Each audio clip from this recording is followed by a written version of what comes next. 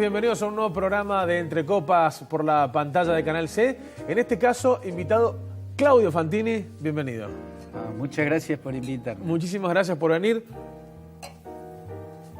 Estamos tomando un vino de MAE. Agradecemos a la gente de MAE, distribuidora de vinos y bebidas, y a Claudio por haber venido, que fuiste profe mío. Sí. En la Universidad Blas Pascal. Historia el alumno 2. Gómez Ayavedo. Gómez Ayavedo. ¿Acá cómo se llama? Por eso, Dracu Gómez. Dracu. Sí, yo la verdad que siendo alumno tuyo, te conocía de los medios, pero siendo alumno tuyo descubrí, viste que los profes transfieren cosas, ¿no?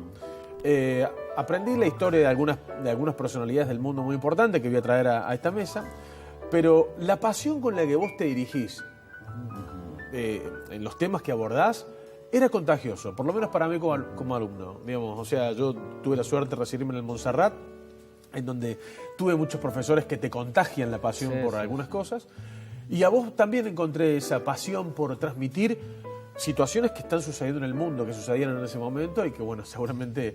y la capacidad de información que tenías, en un momento en donde Internet no era lo que es hoy, que uno pone ISIS y encuentra alguna... ¿Cómo fue que llegaste a informarte de la forma en la que estás? Yo creo que es parte de un trabajo, ¿no? Y que es un proceso natural. Sí, a mí de joven me gustaba mucho leer. Hice mi secundaria en el Belgrano, que era un colegio que estimulaba mucho en aquel momento, y supongo que ahora también, pero en aquellos años estimulaba mucho hasta que llegó la dictadura, ¿no? La pasión por el conocimiento, la pasión por el respeto a la inteligencia. Me gustó leer desde siempre. Y es importante señalar eso, ¿no? O sea, Internet es un instrumento valiosísimo. Yo de mis 7 libros, 5 son previos a la existencia de Internet. Dioses de la Guerra es... El segundo. El segundo. El segundo. Para mí el más lindo es el primero, Crónicas de fin de siglo. Bueno, pero después escribiste un libro del Papa Juan Pablo II. Sí.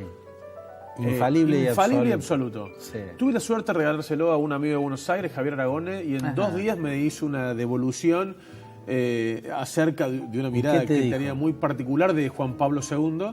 Me parece que vos tuviste una mirada más humana, más crítica, más desde el ser humano. Él tenía una mirada más eclesiástica. Militante, claro, exactamente. militante, Entonces había una serie de cosas que...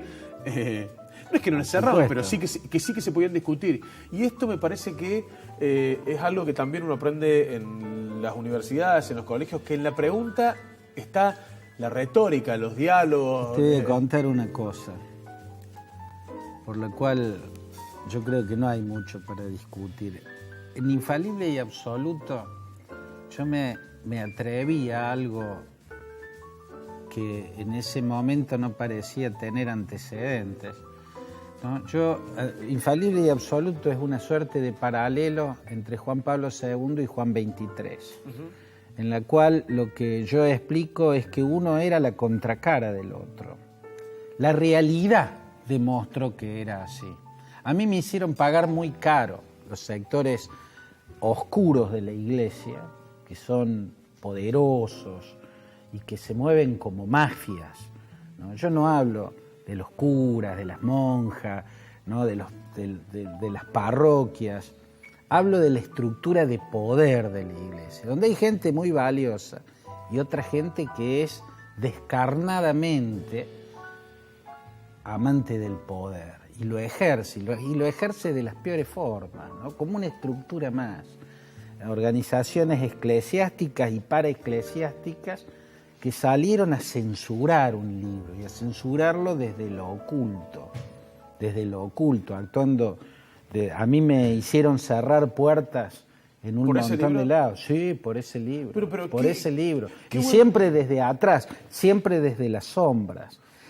Cuando hace pocos años vimos eso tan extraño, tan inexplicable, que era una doble beatificación, la de Juan Pablo II y la de Juan XXIII, yo no puedo más que decir, bueno, esto lo que hace es dar la razón en lo que yo planteaba en el libro. Juan XXIII y Juan Pablo II eran dos caras contrapuestas de una iglesia. Yo no hacía una crítica a Juan Pablo II. Yo describía la acción de uno y la acción del otro. Y hay quienes lo vieron como un sacrilegio, hacer una observación que podía aparecer como una crítica, porque el rasgo de Angelo Giuseppe Roncalli, Juan XXIII, era la bondad absoluta. Era una persona, viste que hay personas excepcionalmente malas, o sea, no tienen la dosis de bondad que te equilibra, porque te hace saber que la bondad existe. Pongamos Hitler.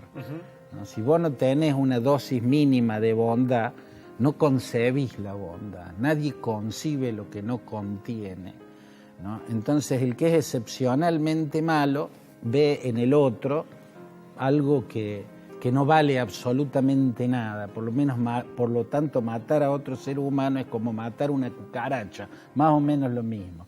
El excepcionalmente bueno, aquel que no tiene dosis de maldad, es una persona que tiene una gran ingenuidad, porque no puede concebir la maldad. Si vos le preguntas si sabe que la maldad existe, te va a decir que sí, pero te va a responder desde la inteligencia. No una cosa es inteligir algo y otra cosa es concebir algo. En su acción natural va a ser absolutamente ingenuo. Ese era el rasgo, la filosofía de la acción de vida de Juan XXIII salía de esa excepcionalidad, su bondad absoluta. ¿No? Bueno, yo pagué un precio alto por haber descrito eso, fíjate. Pero qué bueno, vos, ¿no? qué bueno que existe este espacio para que mucho tiempo después y casi... a ver, nadie salió a debatir, todos salieron a censurar desde atrás, digo todos, sectores que no son todos los sectores tampoco. Hablar de este libro en este espacio no estuvo premeditado por nosotros, salió, digamos, de manera salió absolutamente espontánea, porque fue un libro que tuve la suerte de abordar y seguido por el interés que a mí me despertaba, te repito, como alumno, toda tu obra y tus columnas y demás. Cuando uno encuentra esta parte del mundo, y hablábamos recién de Internet, es muy difícil equivocarse, desde mi percepción o mi perspectiva, muy difícil equivocarse en esto que hablábamos de fuera de micrófono de Maduro. La gente se queda en el blooper y no se queda en lo trágico que significa que alguien tenga controlado absolutamente todas tus acciones. Digamos, y entonces queda como muy expuesto hacia dónde tenemos que ir, qué tenemos que consumir, qué tenemos que leer, cuál es la verdad. Es difícil. Claro, yo como trabajador en estos temas, desde el periodismo, por caso en situaciones como la de Venezuela, trato de leerlo todo, trato de estar asomado a través de los medios, los que tienen una posición y la que tienen la otra, y después trato de guiarme por lo evidente, ¿no es cierto? Vos hacías mención, lo hablábamos fuera de cámara antes de iniciar este programa, cómo los medios, cómo lo superficial predomina y eclipsa lo importante, ¿no? En esa aparición pública que hace Nicolás Maduro, instantes después de sufragó tempranísimo, muestra lo que ellos llaman el carné de la patria, que tiene una suerte de código de barras, y explica cómo haber votado con el carné de la patria implica que ellos, el poder, pueden saber exactamente quién votó y quién no votó. O sea, si no votaste, tu carné de la patria no va a haber sido registrado y por ende la gente sabe que no votaste. Nicolás Maduro estaba diciendo públicamente eso, lo cual a esa hora de la mañana de una jornada electoral en la cual lo que estaba en juego no es qué candidatos ganaban, porque todos los candidatos eran del mismo bando, no había una diversidad de opciones, ¿no? lo que se jugaba era la cantidad de votantes.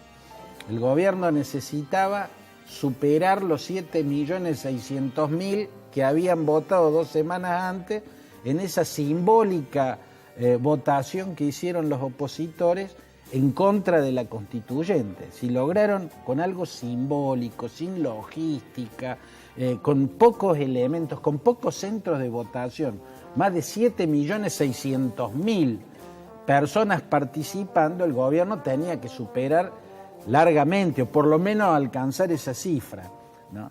Que a las 7 de la mañana el presidente saliera explicando por qué, a través de ese carné, más vale que la gente votara porque si no el poder iba a saber que no votó. Ese era el hecho, ese era el fraude cantado, el fraude cantado. Sin embargo, como automáticamente se ocurrió un blooper, porque lo puso para mostrar el detector, ¿no? Cómo se puede detectar si votó o no votó, entonces ahí apareció que el portador de ese carné no existía y era nada menos que Maduro. Evidentemente había sido hackeado, pero eso no era de ninguna importancia. Lo importante es lo que acababa de hacer Maduro, y lo que acababa de hacer Maduro era intimidar a los ciudadanos diciéndole, oigan, más vale que vengan a votar, porque si no yo voy a saber quién votó y quién no votó, ¿no? Esa potencialidad que tiene la superficialidad para eclipsar lo importante, lo significativo, bueno, es uno de los rasgos oscuros de este tiempo. ¿Es importante para Argentina y para nuestro contexto lo que está pasando en Venezuela? ¿Nos puede pegar? ¿Podemos llegar a tener un efecto rebote, un coletazo?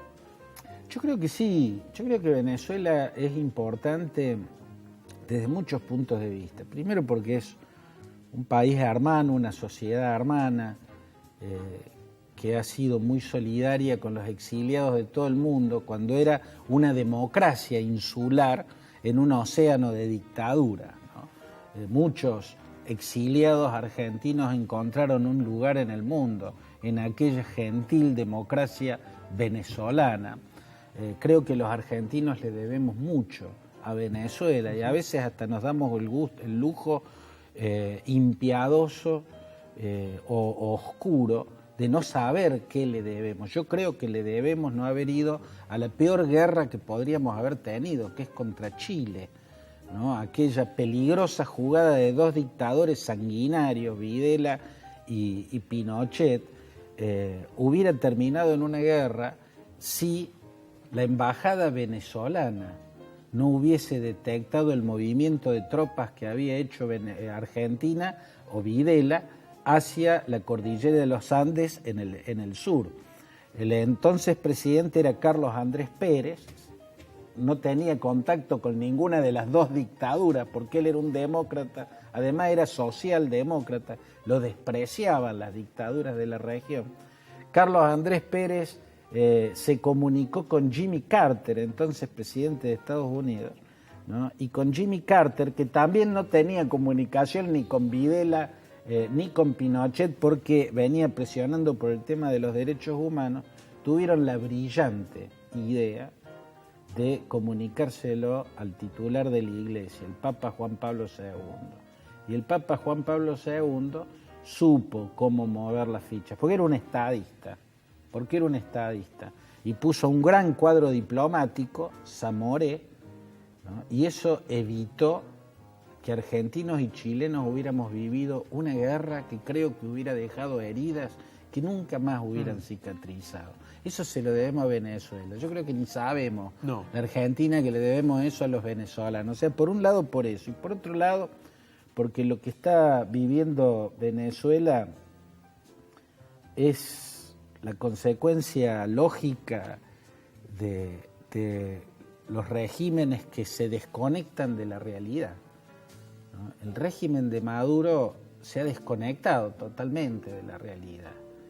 La realidad grita en las calles, la realidad está en los estantes vacíos, en el desabastecimiento, la realidad se ve claramente en las 1000 formas de censura a la libertad de prensa, en las colas interminables en una farmacia o en una panadería, en las aglomeraciones de gente en todos los puntos de salida del país, en esta diáspora terrible que está ocurriendo, ahí se ve la realidad. Pero un régimen que quebró la economía pero tiene arcas propias de dinero el negro que no quebraron, al contrario, son rebosantes, que vienen de vínculos con el narcotráfico, el cártel de los soles, que lo manejan el generalato venezolano, que salen de la especulación financiera con un tipo de cambio que lo manejan arbitrariamente y como se les canta, que salen del contrabando de combustible en un estado donde el poder no tiene control alguno, no hay forma de ponerles límites ni control.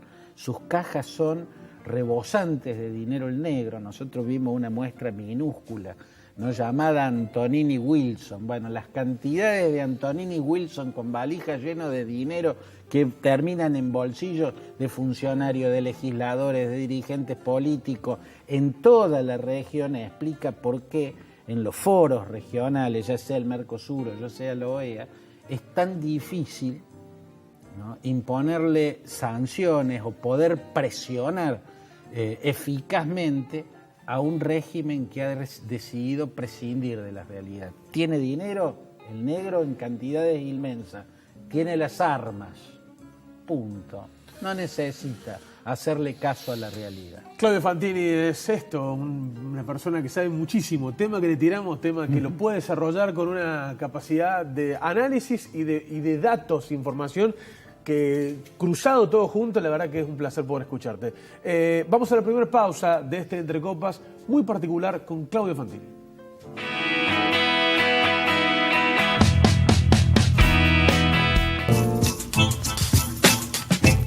Córdoba al Mundo, el primer programa especializado en economía de la televisión de Córdoba.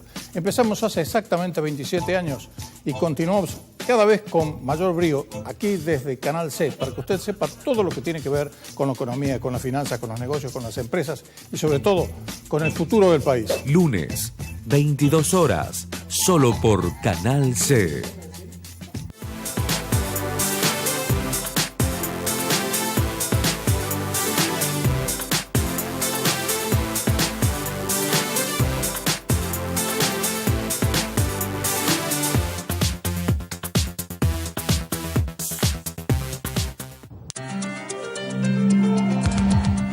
Al fin y al cabo es periodismo sin prejuicios, al fin y al cabo es información y opinión, es estar esperando lo que usted necesita, periodismo sin prejuicios. Martes, 22 horas, solo por Canal C.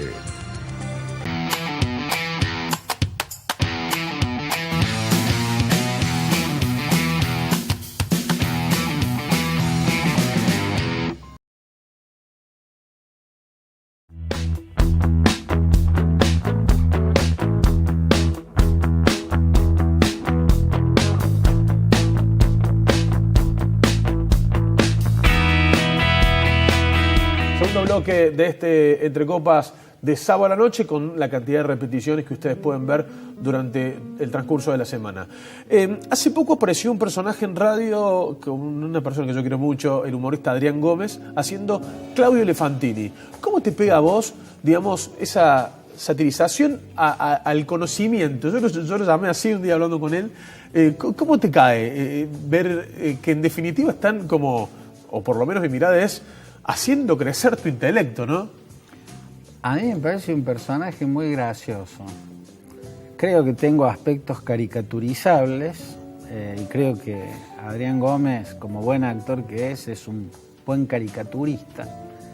Y bueno, me hizo una caricatura. Yo cuando lo veo me parece graciosísimo. ¿Tu familia qué dice? ¿Poner tus hijos, tu mujer? A todos le cae muy simpático. Muy simpático, sí, muy todos simpático. se ríen mucho con esa persona. Cuando muchas veces... yo tenía un compañero, empecé a estudiar de grande periodismo, y tenía un compañero, Paul Musiski, que éramos los dos viejos del curso, y yo me decía, ¿de qué hablará este tipo? Viste que uno por ahí, en su mirada de alumno, se imagina, ¿qué hablará este tipo los domingos al mediodía, ponele? O sea, este trabajo o esta pasión que vos tenés por la mirada mundial o la mirada global, ¿lo compartís en tu casa? O sea, ¿tus hijos, tu familia está al tanto de todo lo que está pasando o no? ¿O es algo que vos te lo llevas a tu escritorio y lo tenés?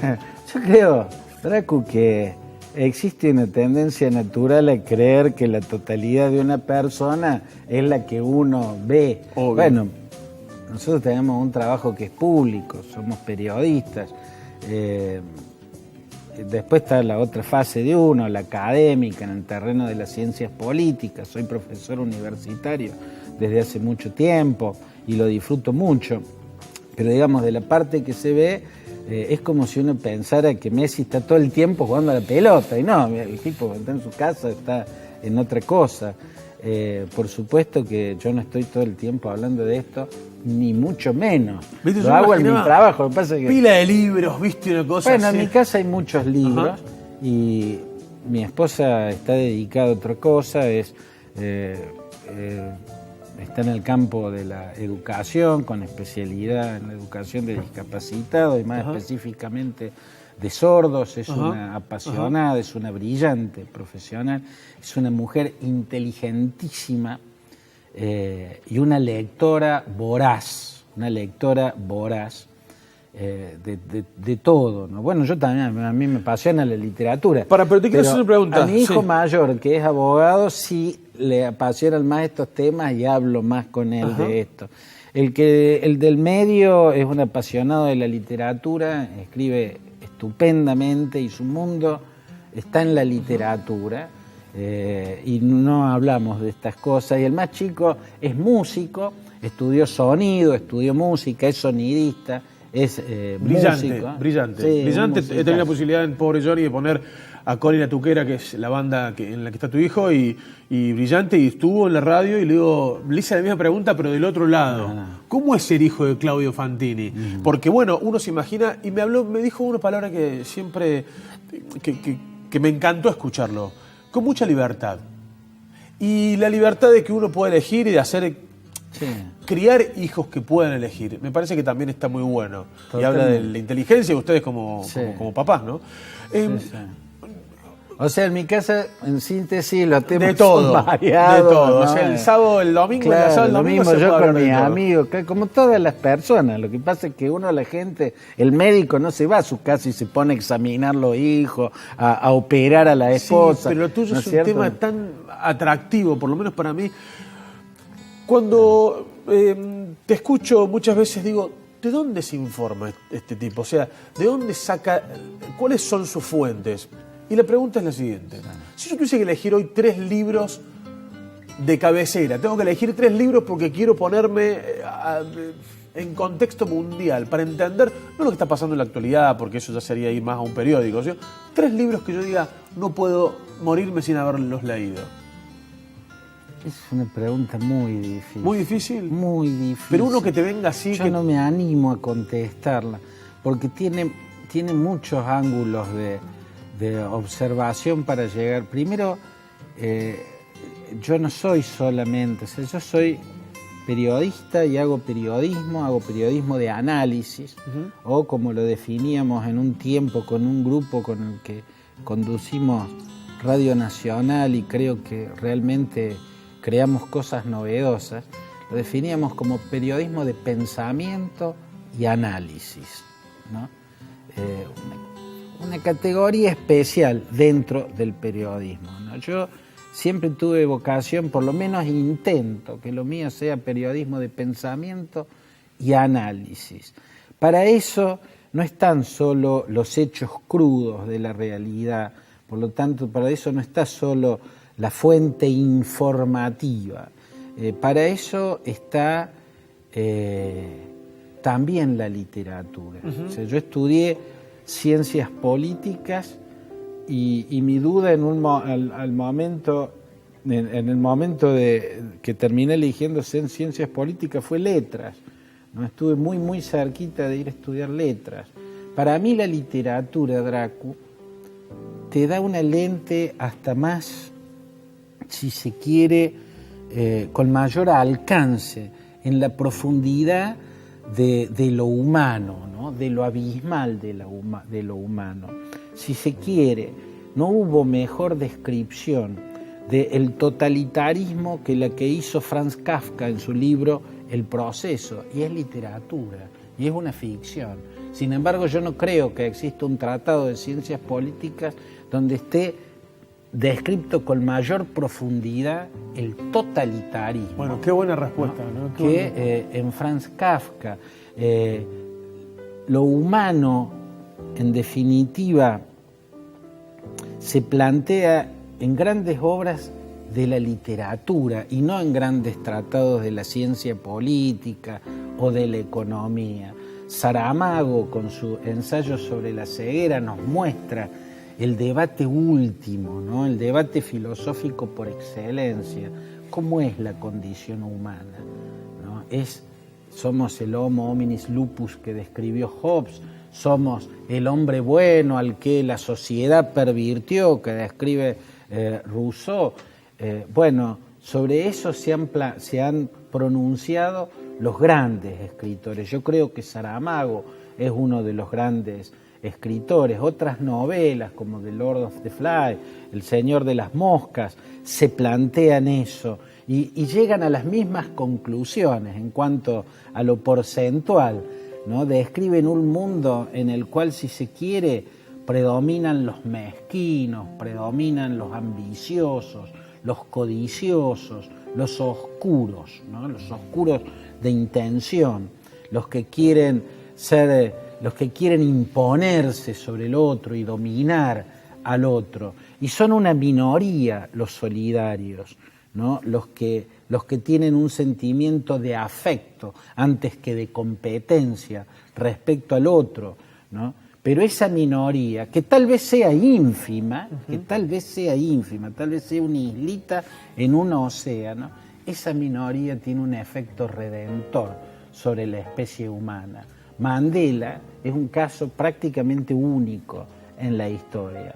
Lo metieron en una celda de la cual solo podía salir un hombre animalizado, reducido a un manojo de instintos, y sin embargo, cuando 27 años después abrieron esa celda de la prisión de Robben Island, que estaba hecho para salvajizar, para deshumanizar a la persona, cuando abrieron esa celda y lo liberaron, salió un gigante, salió un genio humanista que resolvió la cuadratura del círculo, ¿no? Logrando evitar lo que parecía inevitable, que era que una sociedad se desangre en una guerra civil. No podía ocurrir otra cosa después de lo que había sido el apartheid.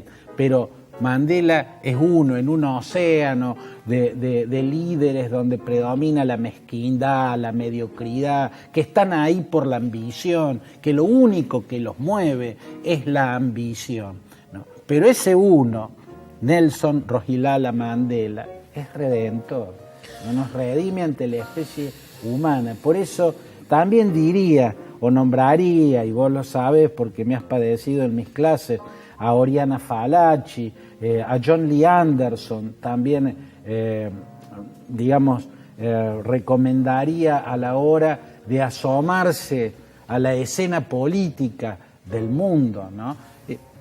Ya diría esos dos autores, pero sobre todo le diría a los jóvenes que quieren interesarse por la política, que además de historia, que además de economía, que además de politología, se asomen a la literatura. Es mucho más rica, si se quiere. Ha sido un placer tenerte. No, el placer ha sido mío. Y compartir esta picada cordobés, este vino y esta charla. Nos abriste un poco la puerta de tu casa porque tiene que ver con cómo es una persona que uno ve en la tele, que uno escucha en la radio, que uno puede leer a través de tus columnas en noticias y demás, o leer tus libros. ¿Cómo es la esencia de un tipo que es padre de varones, que cada uno tuvo la libertad de elegir en función de, obviamente, viste que uno de los hijos le da un abanico de posibilidades para que elijan y ellos hacen su camino. Un placer, Claudio. Gracias. Muchas gracias a vos, Draco. Ha sido un gusto que me invitaras y poder compartir este programa con vos. Bueno, Entre Copas, Claudio Fantini en la pantalla de Canal C, y ojalá algún día estés en este canal. Va a ser un placer. Bueno, va a ser un placer. Va a ser un gusto también. Hasta el programa que viene. Gracias por acompañarnos.